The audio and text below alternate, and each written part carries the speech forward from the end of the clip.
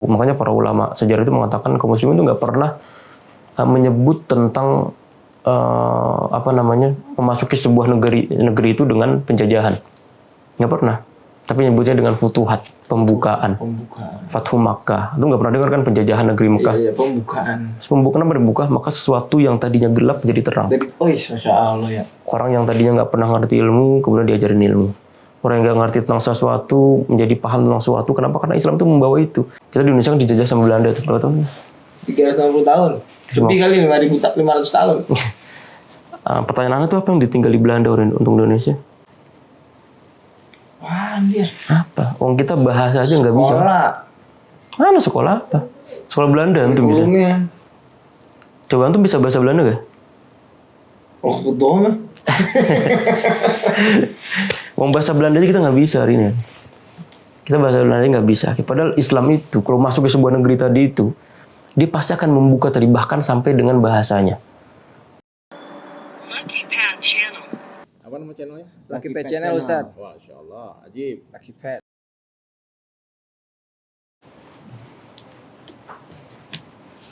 Allah. Lagi ramai itu. Iya, Palestina. Lagi ramai Palestina. Selain tepi barat sama Gaza itu sebenarnya ada daerah yang memang dikonsen Israel mau diambil alih nggak sih? Gitu memang dari aku kita ngeliat dari caranya dong. Kan nanti kan sekolah nih ya. Waduh. Iya kan? Ini kan sekolah. Cerita ada orang sekolah dong. Bagaimana di situ awalnya kan teman-teman Lucky Pet Channel kayaknya nggak tahu nih gitu.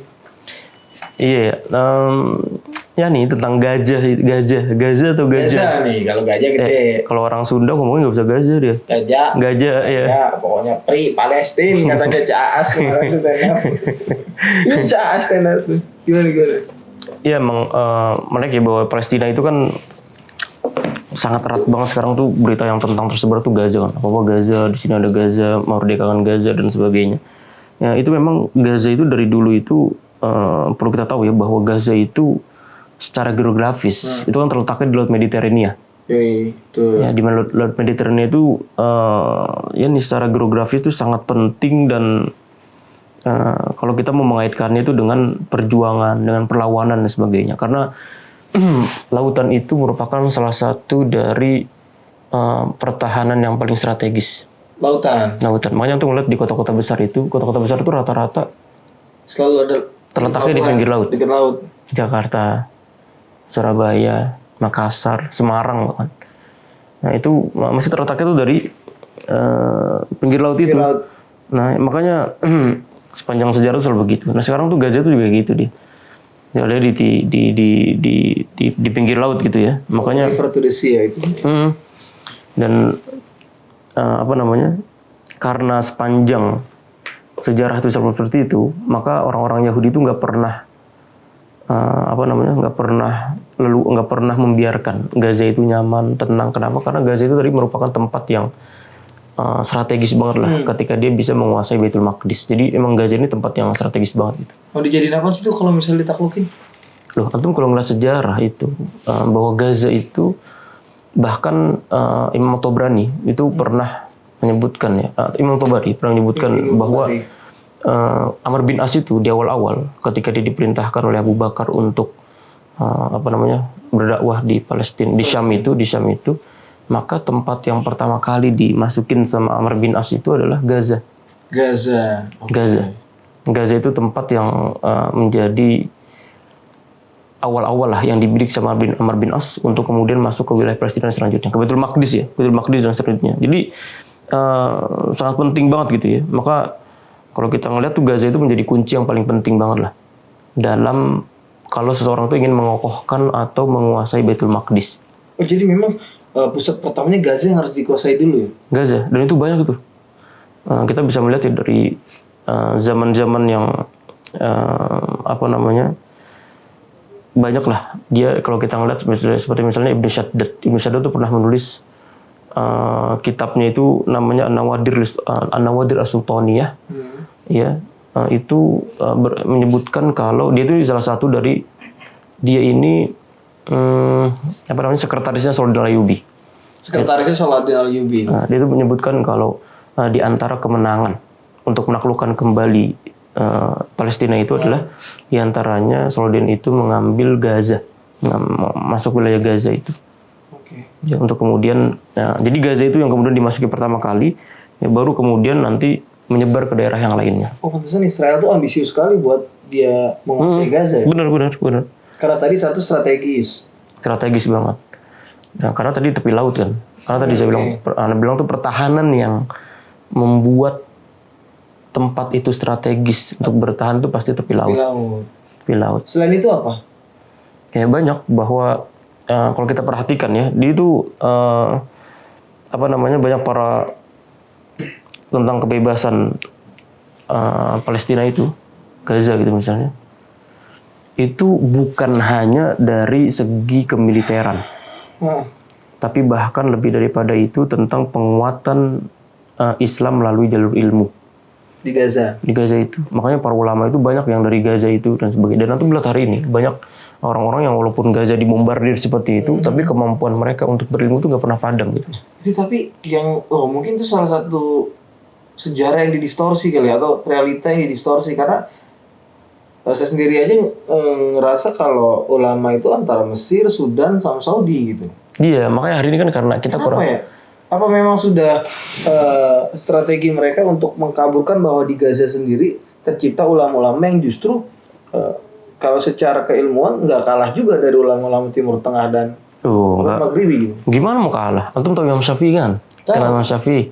Kenal di mana? Muhammad Ali Idris kan? Muhammad bin Idris. Imam Syafi'i itu kan lahir di Gaza dia, tahun 150. Lahir di Gaza, baru kemudian ke Asqalan, ke Mekah, Mesir.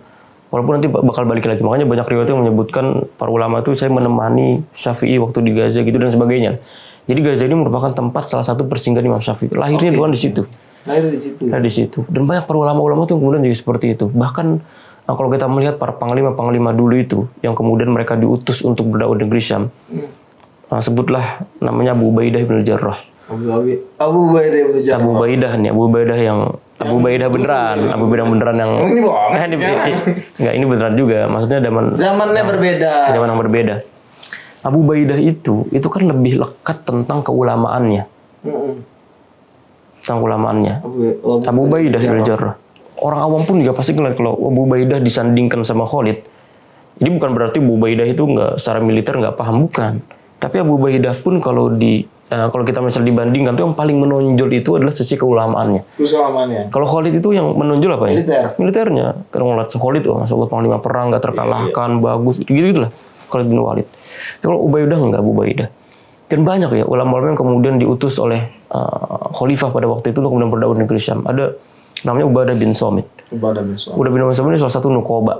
Nukoba itu orang yang ikut bai'ah Aqabah yang kedua. Aqabah kedua.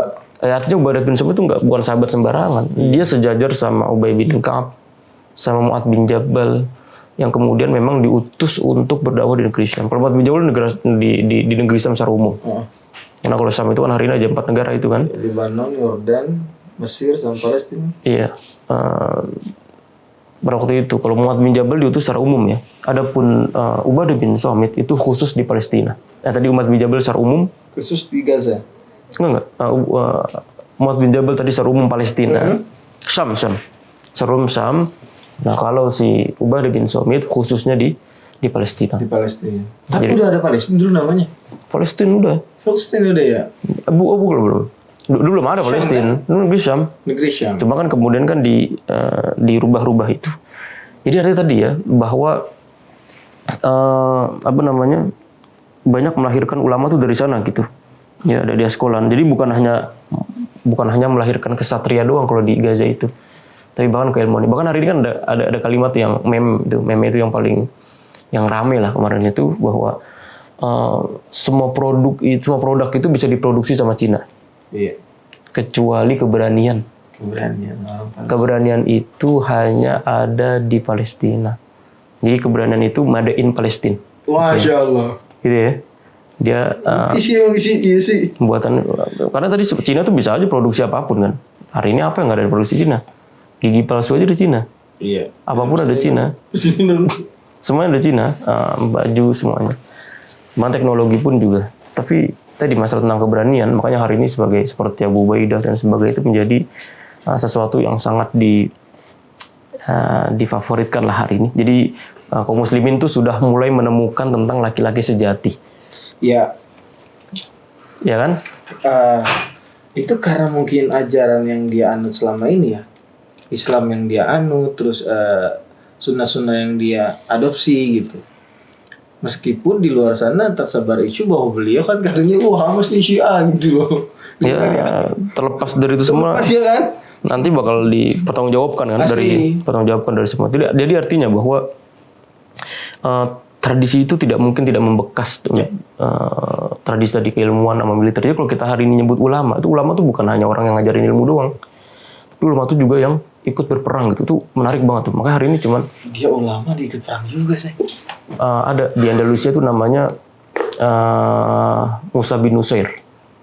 Musa bin Nusair tuh seperti kalau kita Hasan al-Basri. Hasan al-Basri itu artinya dia lebih terkenalnya itu bukan kayak pejuang dan sebagainya. Seperti Musa bin Nusair tuh dia ulama juga, ngajarin ilmu juga, tapi yang terkenal itu dengan aksinya gitu, aksi dalam berjihadnya, berjuang dan sebagainya. Nah, hari ini kalau disebut dengan ustadz, itu ulama gitu ya, mereka ya ngajarin ilmu gitu. Tapi kalau misalnya suruh berjihad dan perang, belum tentu juga. Belum tentu berani gitu, belum tentu Nah berani. ini udah ulama, ahli ilmu, jihad ya. Jadi memang gitu ya, itu lazimnya di Syam. Tapi memang benar ya orang Syam itu, maaf saya potong. Orang Syam itu katanya ketika dunia rusak, kalau nggak salah nih, matanya. Redaksinya kalau dunia ini rusak maka Syam adalah tempatnya itu hadis Nabi SAW. Hadis Nabi SAW. Kata Nabi SAW, "Idza fasada al-Syam fala khaira fikum." Kalau ahlu Syam itu sudah rusak. Jadi ahlu Syam itu menjadi tolak ukur. Oke. Nah, tolak ukur kebaikan itu. Makanya tadi negeri Syam itu, makanya nggak mungkin kita itu nggak terpaut sama negeri itu, nggak mungkin. Makanya berarti kita bersyukur kalau di sana masih ada perjuangan, masih ada perlawanan ya. Ya, dan memang lazim itu sudah seperti itu ya. Walaupun negeri atau wilayah itu konflik, tapi peradaban keilmuan itu tetap berjalan gitu. Luar biasa, Masya Allah. Tetap berjalan, bahkan di zaman Salahuddin itu. Makanya tadi kan Anda bilang ya, itu tradisi keilmuan seperti itu sudah ada dari zaman dulu. Bahkan dalam kurun yang jauh. Di awal-awal abad pertama di zamannya Amr bin As, sampai di awal-awal abad ke-6, itu di zamannya Salahuddin Ayyubi. Keilmuan sama. Bahkan di zaman Salahuddin itu kayak tadi itu bahwa Salahuddin itu bahkan di zaman lagi perang, lagi kacau dan sebagainya itu. Masalah itu kan? Iya. Itu mendatangkan ulama dari berbagai wilayah untuk kemudian mengajar di Palestina. Ulama. Bukan sempet, memang maksudnya dia membagi tugas, dia memikirkan untuk penyerangan, untuk perlawanan, dia pikirin juga. Mesti. Itu mesti ya, enggak. Oh, iya. Iya. Itu mesti ya, makanya di setiap wilayah yang menjadi pusat ribat kaum muslimin pasti akan diisi oleh para ulama. Oh iya, makanya pernah di zaman Nabi itu ketika ada yang berangkat untuk berjihad, ada yang ditinggalkan untuk tetap mengajar, menjaga. Gitu ya? Benar. Okay. Makanya di dalam Islam pola futuhat itu bukan hanya tentang kekuasaan wilayah, bukan hanya penguasaan wilayah, ya, tapi futuhat dalam Islam itu bagaimana sebuah negeri itu juga bahkan bisa merasakan rahmatnya Islam. Makanya ketika Allah mengatakan wa ma arsalnaka illa rahmatan lil alamin. Jadi kerahmatan itu yang kemudian menjadi pola dalam Islam ketika futuhat. Jadi ketika futuhat itu, makanya para ulama sejarah itu mengatakan kaum muslimin itu nggak pernah menyebut tentang memasuki sebuah negeri itu dengan penjajahan. Nggak pernah. Tapi nyebutnya dengan futuhat, pembukaan. Fathu Makkah. Itu nggak pernah dengar kan penjajahan negeri Mekah. Iya, pembukaan. Pembukaan apa dibuka, maka sesuatu yang tadinya gelap jadi terang. Masya Allah ya. Orang yang tadinya nggak pernah ngerti ilmu, kemudian diajarin ilmu. Orang yang nggak ngerti tentang sesuatu, menjadi paham tentang sesuatu. Kenapa? Karena Islam itu membawa itu. Islam itu ketika masuk ke sebuah negeri, dia bukan hanya sekedar menjajah dan mengambil kekayaan di negeri itu. Tapi dia memberikan sebuah kebaikan di dalamnya. Coba. Itu terjadi juga ya. Sebentar, contoh lihat di Indonesia gitu. Kita di Indonesia kan dijajah sama Belanda tuh, berapa tahun? 360 tahun. Lebih kali 500 tahun. Pertanyaannya itu apa yang ditinggali Belanda untuk Indonesia? Wah, dia. Apa? Kita bahasa aja nggak bisa. Sekolah. Mana sekolah apa? Sekolah Belanda antum bisa. Coba antum bisa bahasa Belanda gak? Khudoma. Wong bahasa Belanda aja kita nggak bisa hari ini. Kita bahasa Belanda nggak bisa. Padahal Islam itu kalau masuk ke sebuah negeri tadi itu, dia pasti akan membuka tadi bahkan sampai dengan bahasanya. Bahkan sampai dengan bahasanya. Antum tahu negeri Syam kan? Negeri Syam itu kan bukan negeri Arab dia. Bukan. Jauh dari Arab. Jauh. Palestina, Jordania, Lebanon, jauh dari Maghrib ya itu ya? mana? Bukan Maghrib mah Afrika ya? Iya, jauh dari Arab. Tapi coba antum lihat Palestina, bahasanya bahasa apa dia? Bahasa Arab. Bahasa Arab. Antum tahu Mesir kan? Mesir ada di benua apa? Benua Afrika. Benua Afrika. Pakai bahasa apa Mesir? Arab. Bahasa Arab. Jauh kan? Antum masuk gak? Iya. Jauh. Tapi yang ditinggalkan Islam itu ya? Iya, jadi Ketika Islam masuk di sebuah negeri maka dia akan meninggalkan sebuah peradaban yang baik. Islam tuh akan membawa pasti. Islam tuh bukan cuman datang ngeruk kekayaan, kabur, itu mah penjajahan namanya. Rampok. Tapi kalau kita Islam datang tadi, itu dia membuka tadi pemahaman masyarakat yang tadinya gelap ilmu. Maka ketika Islam pertama kali masuk Eropa itu tahun 100 Hijriah. Tahun 100 Hijriah. Benar ya, tahun 100 Hijriah. 92 lah tuh zaman Tariq bin Ziyad itu, tahun 100. Abad pertama berarti kan? Ya itu ketika Islam pertama kali masuk Eropa itu tadi memasukinya itu dari wilayah yang tadi pernah gelap, makanya Barat itu terkenal dengan Dark Ages. Dark Ages. Masa kegelapan kan. Kenapa kegelapan? Karena dia nggak ngerti tentang apa-apa kok. Sebelum Eropa hari ini, ya Allah, untuk melihat Eropa dengan kemegahannya hari ini, itu merupakan bentuk sentuhan kaum muslimin di sana itu. Wow. Jadi Eropa hari ini nggak boleh sombong ya, antum jangan nggak usah gaya-gayaan gitu ibarat kita itu. Yang sombong khusus dulu aja ya kan. Ya, karena kenapa? Karena tadi bahwa Islam itu ketika masuk tadi itu bayangkan ya, Eropa yang nggak ngerti apa-apa, ketika disentuh sama Islam, cahaya bisa selebar sekarang. قد أفلح المؤمنون